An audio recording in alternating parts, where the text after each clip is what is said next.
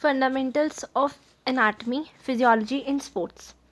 The human body has existed in the universe as a marvelous thing. देखो हमारी जो human body है ये बेसिकली एनाटमी फिजियोलॉजी ये दो टर्म्स के बारे में इस चैप्टर में सबसे पहले हम डिस्कशन करेंगे। इन दो टर्म्स के बारे में एनाटमी और फिजियोलॉजी। ठीक है, हम जानते हैं कि हमारी जो बॉडी है किससे बनी हुई है, इंटरनल ऑर्गन से बनी हुई है। ठीक है, बोन से बनी हुई है, इन सब चीज़ों से बनी हुई है। हार्ट हो गया, स्टमक हो गया, लंग्स हो गए, तो यही सब चीज़ें हैं। सबसे पहले डेफिनेशन क्या है, इम्पॉर्टेंस क्या है एनाटमी की और फिजियोलॉजी की स्पोर्ट्स में और एक्सरसाइज में। बेसिकली हम जो हमारी पूरी बॉडी प्रोसेसेस हैं इनको समझने के लिए ये पढ़ते हैं। इसका बेसिक मोटिव जो है, जैसे कि हम अगर खेल रहे हैं, हमें कुछ चोट लग जाए तो अब ऑन द स्पॉट उसको ट्रीटमेंट देना, ये आता है इस चैप्टर में। ठीक है, तो वो हमें पता होना चाहिए हर एक पार्ट के बारे में कि हाँ क्या चीज़ कहाँ है, कि हम उसको किस टाइप का ट्रीटमेंट देंगे। ठीक है, ये इस चैप्टर में बेसिकली हम प्रोवाइड करेंगे। सबसे पहले meaning of anatomy. Meaning of anatomy क्या है? एनाटमी का मतलब ही होता है ह्यूमन फिजिक के बारे में पढ़ना। It is the study of human physique. ठीक है, ये बेसिकली क्या है, स्टडी है ह्यूमन फिजिक का। It is the study of human physique. It is a study of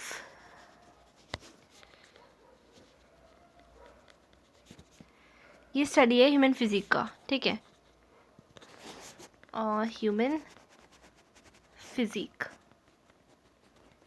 okay, now through this knowledge of various fundamental systems of our body, जो बहुत सारे फंडामेंटल सिस्टम्स हैं हमारी बॉडी के, इसके बारे में हमें पता चलता है। सिंपल सी बात है, फंडामेंटल सिस्टम ह्यूमन फिजिक की बात आएगी तो एनाटॉमी हम पढ़ेंगे। ठीक है, अब एनाटॉमी ह्यूमन फिजिक्स में क्या क्या आ जाता है, हमारी हाइट, हमारा वेट, हमारी बॉडी साइज़, हमारा शेप, हमारी बॉडी का कैसा शेप है। ठीक है, और बहुत सारी चीज़ें जो भी सिस्टम्स हैं, जैसे कि सिस्टम्स में इंक्लूड करते हैं हमारा ब्लड सर्कुलेशन, हम रेस्पिरेशन करते हैं, हम डाइजेशन करते हैं, हमारा मसल्स कैसे वर्क करते हैं, हमारी बोन्स, ये सब एनाटॉमी में आता है। इन सब के बारे में हम पढ़ने वाले हैं। So basically the science which is related to the structure, वो साइंस जो कि स्ट्रक्चर से रिलेटेड है, किसके, ह्यूमन बॉडी के, and the parts of the body, और हमारी बॉडी के पार्ट्स के से रिलेटेड है, उसी को हम कहते हैं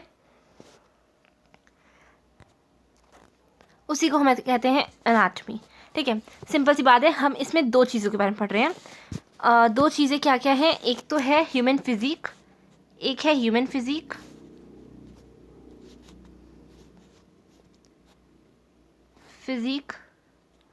और दूसरा पार्ट्स ऑफ द बॉडी। इन दो चीज़ों के बारे में एनाटमी में हम पढ़ रहे हैं।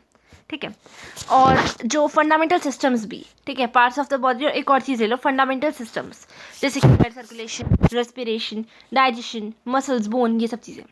सो it is also known as the science which has a relation with the evolution of human body, inter relation of the evolution. ठीक है, तो एनाटमी की डेफिनेशन यहीं से क्लियर हो जाती है। सिंपल सी डेफिनेशन है कि science which is related to the structure of the human body and the parts of the human body is known as anatomy. अब फिजियोलॉजी, हमें थोड़ा बहुत फिजियोलॉजी समझ में आ रहा होगा कि मतलब कैसे फंक्शनिंग होती है बेसिकली। ठीक है, कैसे वर्क करते हैं बॉडी पार्ट्स, क्योंकि बॉडी पार्ट्स के बारे में हम पढ़ लेंगे, हम फिजिक के बारे में पढ़ लेंगे, तो कैसे फंक्शन क्या होता है इनका। सो ये बेसिकली स्टडी है डिफरेंट बॉडीली प्रोसेसेस की। Different bodily process, human anatomy हो गया। डिफरेंट बॉडी प्रोसेसेस, जैसे कि हम रनिंग करते हैं, हम जंपिंग करते हैं, हम हमारा बॉडी अब जैसे डाइजेशन करता है। ठीक है, हमारा बॉडी तो हम करते हैं एज अ होल, पर हमारे बॉडी पार्ट्स क्या करते हैं, हमारे बॉडी पार्ट स्टमक डाइजेशन करता है, लंग्स रेस्पिरेशन करता है, तो ये क्या है, हार्ट ब्लड सर्कुलेशन करता है। तो जो फंक्शनिंग है ना ऑफ डिफरेंट बॉडी पार्ट्स, इसी को हम फिजियोलॉजी कहते हैं। So the study of operation of human body, ठीक है, कैसे फंक्शनिंग होती है ह्यूमन बॉडी की, उसको हम फिजियोलॉजी कहते हैं। It means the study of different bodily processes. ठीक है, इसके फंक्शंस क्या होते हैं बॉडी पार्ट के, ये सब चीज़ें, और यही सब चीज़ें आ जाते हैं, जो भी जैसे सिक्रीशंस करते हैं ग्लैंड्स, जैसे कि लिवर हो गया, पैनक्रियास हो गया, ये सब चीज़ें भी उसी में आ जाती हैं। अब एनाटमी और फिजियोलॉजी, इन दोनों का इंपॉर्टेंस क्या है। मैंने एनाटमी बता दिया, ह्यूमन फिजिक और बॉडी पार्ट्स की के बारे में पढ़ना की स्टडी। फिजियोलॉजी, बॉडी फंक्शन कैसे होती है, bodily processes, basically operation of human body, वो की स्टडी फिजियोलॉजी हो गई। अब इन दोनों का इंपॉर्टेंस क्या है। इम्पॉर्टेंस ये है सबसे पहले कि हमें कहा कि हमें अगर किसी भी तरीके की इंजरी हो जाती है तो हमें पता होना चाहिए कि बॉडी स्ट्रक्चर, कौन सा बॉडी स्ट्रक्चर है, क्या फंक्शन है उसका. So knowledge of body structure and functions of body parts, ये तो बेसिक फंक्शन है इसका. जैसे कि knowledge of all body parts, organs, body systems, their sizes, appearances and their functions. ठीक है, ये आ गया उसके इम्पोर्टेंस में. अब इसमें हम और थोड़ी सी चीज़ें, हम एक तो पॉइंट इसमें ले लेंगे कि knowledge of body structure and functions of body parts. ठीक है, इसके बाद ले लेंगे जैसे कि like body parts, organs, body systems, ये सब चीज़ें आ जाएंगी. Their sizes, appearance, their functions are required. इसके बाद हम एक पॉइंट ये ले लेंगे, जैसे in a sports structure of the, on the basis of structure of the players पे ही तो हम डिसाइड करते हैं ना, सेलेक्ट करते हैं प्लेयर्स को कि कैसा उसका स्ट्रक्चर है और किस तरीके का. और अगर हम सिलेक्शन करते हैं तो इस पैरामीटर पे करते हैं ना कि वो क्या जो एलिजिबिलिटी क्राइटेरिया है वो कैसा है, जो जिसे हम सिलेक्ट करने वाले हैं. तो किस बेस पे होता है, इन्हीं बेसिस पे होता है, पैरामीटर्स पे होता है. ठीक है, इसी तरीके से knowledge of red and white fibres of the muscles, slow and rapid movements of a sportsman can be improved. ठीक है, हमें उस नॉलेज होनी चाहिए कि रेड और वाइट फाइबर्स की. अब जैसे एक एथलीट है, एथलीट का जो ब्लड सर्कुलेशन होता है in comparison to a normal person बहुत ही लाइक अच्छा होता है. तो जब उसका ब्लड सर्कुलेशन अच्छा होता है तो हम नॉर्मल पर्सन का तो नहीं होगा ना, ये हम कैसे पता लगाएंगे. कुछ पैरामीटर्स होते होंगे कुछ ना कुछ, तो ये वही है. Helpful in prevention from injury and rehabilitation, इतनी देर से मैंने यही बात की है कि हेल्पफुल होता है इंजरी से या रिहैबिलिटेशन से, कि body parts work according to their ideal capacity. We work according to our own capacity. everyone has different body parts capacity. If we would have the knowledge of the structures and body parts, then the recovery और diagnosis easier होगा ना, हम पता लगाना कि क्या का treatment देना है या क्या हुआ है. ठीक है, कहाँ डैमेज है. तो ये चीज़ helpful in selection of games and training, या ये भी बहुत रोल प्ले करता है कि अगर आपका, ये डिपेंड करेगा कि आप कैसे, मतलब कितनी स्ट्रेंथ, कहाँ किस चीज़ में आपकी स्ट्रेंथ ज़्यादा है, वो गेम आप चूज़ करेंगे. अगर मेरी वेस्ट की स्ट्रेंथ ज़्यादा है ना तो मैं आर्चरी चूज़ करूँगी, क्योंकि वेस्ट की स्ट्रेंथ, मेरी हार्ट बीट नॉर्मल, ये दो चीज़ें डिपेंड करती हैं मेरी उस गेम के लिए, उस स्पोर्ट के लिए. तो some games required rapid movement. अब कुछ गेम्स जो होते हैं रैपिड मूवमेंट इंक्लूड करते हैं. Rapid movement in the sense मैं कहूँगी कि रैपिड मूवमेंट मैं कैसे बताऊँ, मतलब रैपिड मूवमेंट चाहिए होता है. उसके साथ game requires endurance and power, game को एंड्योरेंस एंड पावर चाहिए होता है. Response where some games requires endurance and power. ठीक है, ये सब चीज़ें. So apart from this, on the basis of players quality की बेसिस पे and physical strength, training programs can be plan. जो भी प्लेयर की फिजिकल क्वालिटीज़ हैं, उसकी फ़िज़िकल स्ट्रेंथ क्या है, इसी बेसिस पे हम जो है वो करते हैं, चूज़ करते हैं, ट्रेनिंग प्रोग्राम्स प्लान करते हैं. Knowledge of physical change and fitness through exercise, तो वही फिटनेस चेंज यही है. Knowledge of atmospheric effect on players, atmospheric effect की भी नॉलेज होनी चाहिए, कहाँ पड़ती है. जैसे कि आरबीसीज की जो ग्रोथ होती है हाई एल्टीट्यूड में इंक्रीज़ होती है. जो आरबीसीज होते हैं प्लेयर्स के, जो हाई एल्टीट्यूड में रहते हैं उन प्लेयर्स के, increase is heart and breathing rate. ठीक है, एल्वियोली ऑल्सो गेट एक्टिव. सो ये सब चीज़ें हैं. Helpful in knowing the anatomical and physiological differences among males and females. देखो, कोई माने ना माने, मेल्स और फीमेल के जो भी बॉडीली स्ट्रक्चर है उसमें बहुत ज़्यादा डिफरेंस होता है. ठीक है, अगर मैं एक डिफरेंस होता है, दैट्स वाई जो स्पोर्ट्स हैं वो अलग अलग बनाए गए हैं. ठीक है, तो यही कहा है कि अलग तरीके के वेट होते हैं, वेट मेजरमेंट पैरामीटर्स होते हैं. So on the basis of differences among males and females in terms of anatomy and physiology, different types of weights and instruments are used. अब हम बात करेंगे स्केलेटल सिस्टम की। स्केलेटल सिस्टम में हम बचपन से पढ़ते आ रहे हैं कि जो ह्यूमन बॉडी होती है वो बेसिकली 270 बोन्स कंसिस्ट करती है at the time of birth, but वो बाद में 206 हो जाती है। स्केलेटल सिस्टम क्या है? एक ढांचा है हड्डी का, and it is a structure made up of bones. सारी बोन्स हैं which are arranged in such manner consisting of all the cartilages, muscles, joints, through joints, ठीक है, ये सब। नाउ अब इसके फंक्शंस देख लेते हैं। सिंपल से फंक्शंस हैं। देखो, सबसे पहले वो हमें क्या प्रोवाइड करता है? अगर वो नहीं होगा, वो नहीं होगा बॉडी में, तो हमारी बॉडी को स्ट्रक्चर कैसे मिलेगा, शेप कैसे मिलेगा? तो ये हमारी बॉडी में क्या प्रोवाइड करता है? It provides the structure and shape और framework and structure of the body. दूसरा, इट प्रोवाइड्स हमें, हाँ, बोन्स, जैसे हमारा रिब केज। रिब केज क्या प्रोवाइड करता है? ये जैसे कि रिब केज है, ये हमारे हार्ट को प्रोटेक्शन प्रोवाइड करता है, ठीक है। See this is rib cage. ये हमारे हार्ट को प्रोटेक्शन प्रोवाइड करता है। It provides shape to the body. First point, skeletal system provides framework and structure of the body. It provides shape to the body. It provides our internal organs like heart, lungs, kidneys etcetera. It stores minerals. Bones में minerals store होते हैं, bones में vitamin store होता है, bones में calcium store होता है। It supplies calcium during calcium deficiency. Calcium की कमी के दौरान यही जो है कैल्शियम की कमी पूरी करता है ये। और bone cells produce two types of hormones. इनको एक बार पढ़ लेना है। एक तो है FGF। FGF क्या होता है? Basically FGF is a fibroblast growth factor.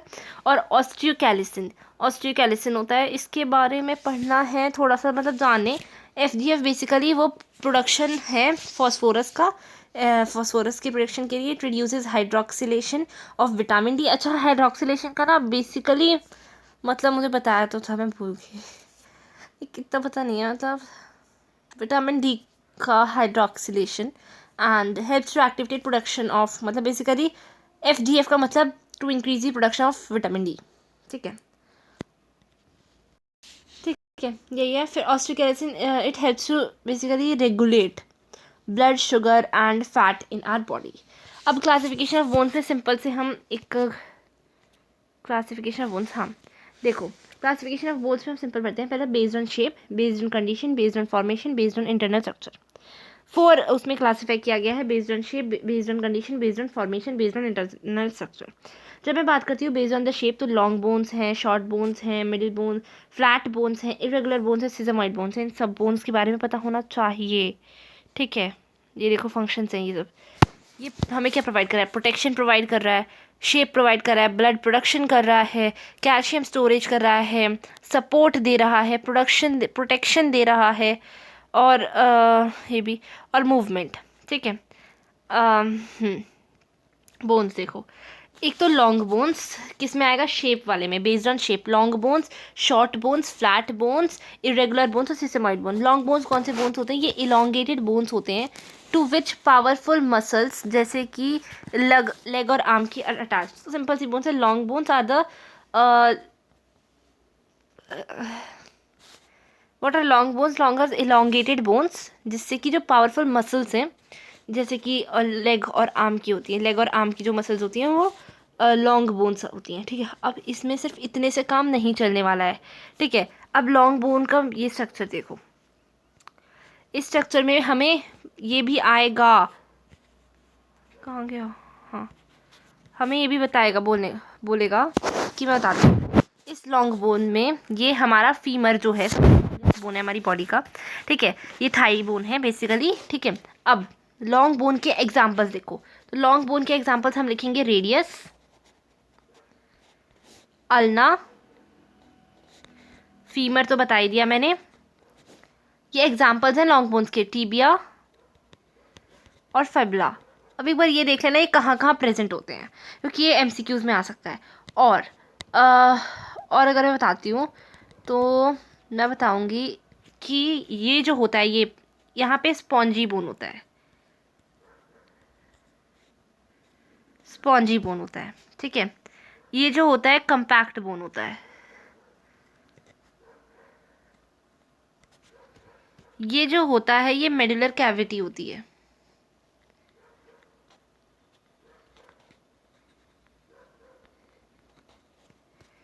और ये जो होती है ये एपिफिसियल लाइन होती है।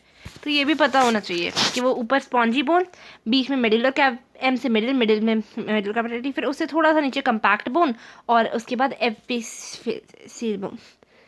ठीक है, अब एक और चीज़, मेडुलर कैव, ये जो होते हैं ना मेडुलर कैविटी, मेडुलर कैविटी में क्या होता है, मेडुलर कैविटी में क्या कहते हैं, मेडुलर कैविटी में बोन मैरो होता है। ये भी क्वेश्चन आएगा कि बोन मैरो कहाँ पे प्रेजेंट होता है, तो मेडुलर कैविटी में होता है। इन the middle contains bone marrow. ठीक है,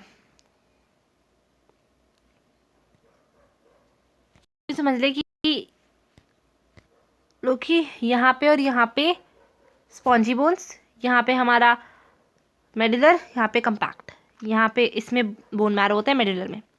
अब हम आते हैं शॉर्ट बोन्स पे। ठीक है, ये रहा शॉर्ट बोन्स। अच्छा, ये फ्लैट बोन्स हैं, ये सिसमोइड बोन्स हैं। हाँ जी, तो ये हैं शॉर्ट बोन्स, जो इनकी लेंथ और विड्थ होती हैं जनरली एक जैसे होते हैं। ठीक है, और जो मेन फंक्शन होता है इन बोन का होता है स्टेबिलिटी और सपोर्ट प्रोवाइड करना। ठीक है, क्या प्रोवाइड करना, स्टेबिलिटी और सपोर्ट। अब लॉन्ग बोन्स किसकी तरह काम करते हैं, they work like a lever. Long bones किसकी तरह काम करते हैं, ये लीवर की तरह काम करते हैं, they work like a lever. इतना शॉर्ट बोन्स किसका काम करते हैं, ये क्या प्रोवाइड करते हैं, हमें स्टेबिलिटी प्रोवाइड करते हैं and support, they provide stability and support. ठीक है, एग्जाम्पल्स हैं इसके कार्पल बोन और टार्सल बोन, इनके एग्जाम्पल्स भी याद करने हैं। Examples are carpal and tarsal bones, carpal bones and tarsal bones.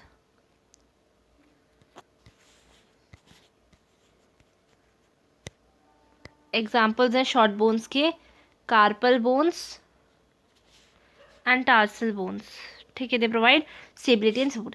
In the center of this bones, इन बोन्स के सेंटर में एक थिन लेयर होती है कंपैक्ट बोन्स की, which contain spongy and bone marrow, bones and spoon. अब इसमें यहाँ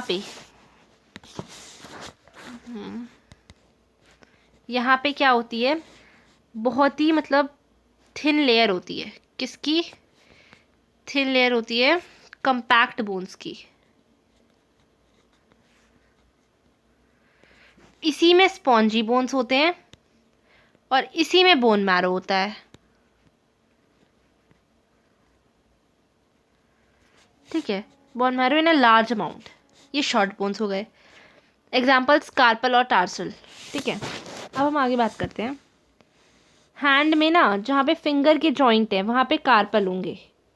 ठीक है, वहीं पे होंगे कार्पल्स, फिंगर के जो जॉइंट है ना जहाँ से मेन फिंगर्स जुड़ी हैं पाम से, यहाँ पे जैसे, और टेडी बेयर को फिर कम्स फ्लैट बोन्स। सो फ्लैट बोन्स कहाँ है, यहाँ पे से, हाँ जी, सबसे छोटा बोन्स होता है ना हमारा स्टर्नम होता है, हमारे लंग्स में होता है। These bones are flat and इनका मेन फंक्शन होता है basically to protect the internal delicate organs. Internal delicate organs को प्रोटेक्ट करने का मेन फंक्शन होता है इनका, to protect the internal delicate organs, to protect the internal delicate organs. These bones provide base for joining muscles to bones. ये base provide करते हैं muscles को बोन्स तक ज्वाइन करने के लिए। These bones provide base for joining muscles to bones. Muscle को bone तक ज्वाइन करवाने के लिए बेस प्रोवाइड करते हैं। एग्जाम्पल्स है स्कैपुला, स्टर्नम, स्कल, पेल्विक। ये जो हमारा स्कल है ये फ्लैट बोन है, दिस इज फ्लैट बोन। ये जो हमारा स्कल हो गया, हमारा स्टर्नम तो बता ही दिया, स्टर्नम भी फ्लैट बोन है। हमारा पेल्विक जो है अभी नीचे, ये पेल्विक, ये भी क्या कहते हैं, फ्लैट बोन है। और रिब्स भी हमारे सारे फ्लैट बोन्स हैं। सो इन बोन्स के इनसाइड में स्पॉन्जी बोन्स होते हैं और कंपैक्ट बोन्स होते हैं आउटसाइड में। इनके अंदर जैसे एक बोन है फ्लैट बोन, इसके अंदर जो होगा ना वो होगा कंपैक्ट, नहीं होगा स्पॉन्जी होगा। अंदर है मतलब स्पॉन्जी है, और जो बाहर होता है वो होता है कंपैक्ट बोन्स। और bone marrow is present in different amounts in the middle में, production of RBC is much more in these bones. इन बोन्स में प्रोडक्शन ऑफ आरबीसी ज़्यादा होता है। अब आते हैं हम इरेगुलर बोन्स पे, तो हमारे on the basis of shape second last है। This is irregular bones. Shapes of these bones are not same, मतलब इनकी जो शेप होते हैं ना सेम नहीं होते, नाम से ही पता चल रहा है. जैसे कि अल्ना, रेडियस, फीमर, ये सबकी शेप्स अलग अलग है. फीमर सबसे बड़ा है, लॉन्ग बोन. अल्ना उससे छोटा है. ठीक है. फ्लैट बोन स्टर्नम है. ठीक है. स्कैपुला है. इरेगुलर बोन्स में आ जाएंगे सब. ठीक है. And these are irregular like mandible and vertebrae. These are made up of spongy bones from inside, compact bones from outside. और ये भी प्रोटेक्शन प्रोवाइड करते हैं इंटरनल ऑर्गन्स को. Flat bones also provide protection to internal organs and this also provides which irregular bones also provide. अब बात करते हैं हम सिसेमॉइड बोन्स की. What do you mean by sesamoid bones?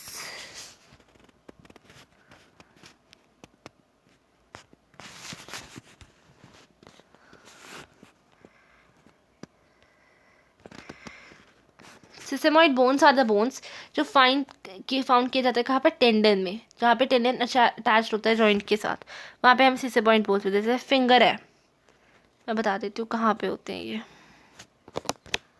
ये फिंगर है ना, ये जो जॉइंट है, ये जो जॉइंट है, ये तो यहाँ पे मिलेंगे तुम्हें सिसेमॉइड बोन्स. इसको हम पटेला कहते हैं. PATE इसका एग्जाम्पल है. And these bones are found inside the tendon. Tendon के अंदर मिलते हैं. These bones are found inside the tendon and